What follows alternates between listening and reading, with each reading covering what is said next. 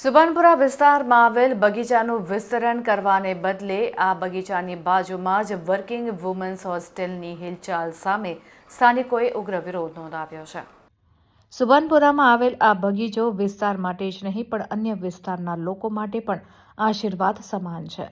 સ્થાનિકો અને morning વોકર્સે open plot જાતે ડેવલપ કરવા પાલિકા પાસે માંગ કરી। સીએમથી માંડી તમામ સ્તરે ગાર્ડનના વિસ્તરણ કરવાની માંગ કરી છે। ત્યારે વર્કિંગ વુમન હોસ્ટેલ બનશે તો લવ જેહાદ જેવા કેસો વધવાની મોર્નિંગ વોકર્સે ભીતિ દર્શાવી છે અને અસામાજિક તત્વોના અડ્ડા સાથે ન્યુસન્સ ઊભું થવાની શક્યતા દર્શાવી હતી।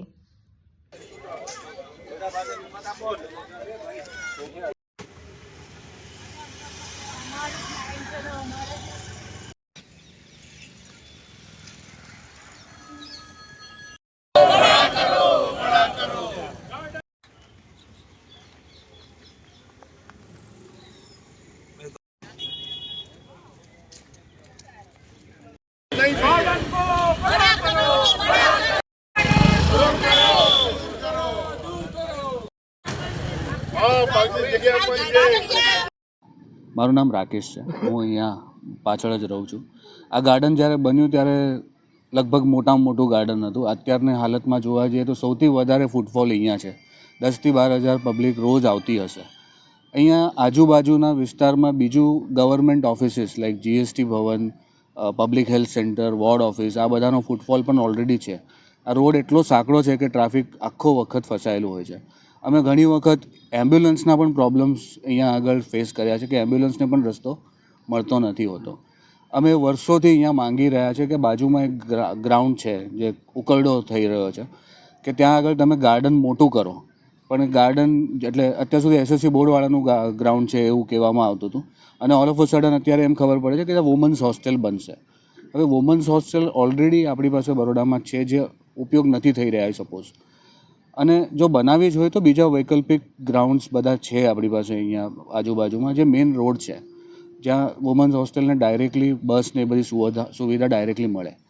તો અમે લોકો ખાલી એટલું જ કહીએ છીએ કે અહીંયા ગાર્ડન મોટું કરો, પરિવાર શું કહેવાય એન્વાયરમેન્ટને ફાયદો થાય। અત્યારે આપણે જોઈએ તો દિલ્હીનું એક્યુઆઈ હાઈએસ્ટ છે, એના પછી સેકન્ડ હાઈએસ્ટ બરોડાનું 300 જાણવામાં આવેલું। તો ગાર્ડન મોટા કરો અને આજુબાજુના ઉકરડાઓ જે સામે તમે ડમ્પિંગ યાર્ડ પણ તમે જોઈ શકો છો। વીએમસીએ કચરો મૂકવા માટે ગ્રાઉન્ડ મૂકી રાખ્યા છે, તો એ બધાનો ઉપયોગ પણ થઈ શકે। આ પાછળ જે વુમન્સ હોસ્ટેલની જગ્યા છે એ તમે ગ્રાઉન્ડ મોટું કરીને, ગાર્ડન મોટું કરીને ત્યાં આગળ પાર્કિંગની વ્યવસ્થા અથવા તો બીજા બહુ બધા ઓપ્શન થઈ શકે છે। સો એ જ માંગણી છે। અમે લોકોએ આ બધી જ એપ્લિકેશન આગળ પણ મોકલેલી, પણ પછી એવું સાંભળવા આવ્યું કે બરોડાના કયા ગાર્ડનમાં પાર્કિંગની સુવિધા છે, રાઈટ। તો જો નથી તો એ થઈ પણ ના શકે। તો એ બધા ઓપ્શન અને વિચારવામાં આવે ને અમારી માંગણી સ્વીકારવામાં આવે, એ જ રિક્વેસ્ટ છે। મતલબ એટલું જ છે કે જે ગાર્ડનમાં સુવિધાઓ વધારો। આ તો તમે બાજુમાં ન્યુસન્સ જ લાવી રહ્યો છો। વુમન્સ હોસ્ટેલ એટલે ન્યુસન્સ જ કહેવાય, તમે કશું રોકી નહીં શકો ત્યાં આગળ। વુમન્સ હા ના એ ન્યુસન્સ જ આવશે, એક જાતનું ન્યુસન્સ જ આવશે। આજકાલના બાળકો બહુ જ એ થઈ ગયા છે, એ તમે એ લોકોને શું કરવાના? ગાર્ડનમાં આવીને બેસશે, શું કરશે? તો અહીંયા ઉંમરલાયક જે લોકો આવી રહ્યા છે એ લોકો ઘરે જતા રહેશે। પછી એ લોકો એમને કહેશે કે તમે મારા બાપ છો, આ સવાલ કરશે। જો બાળકો પોતાના જ બાળકો ગાંઠતા નથી તો તમે બીજાના બાળકોને કંઈ કહી શકવાના નથી। એટલે એક જાતનું ન્યુસન્સ આવી રહ્યું છે।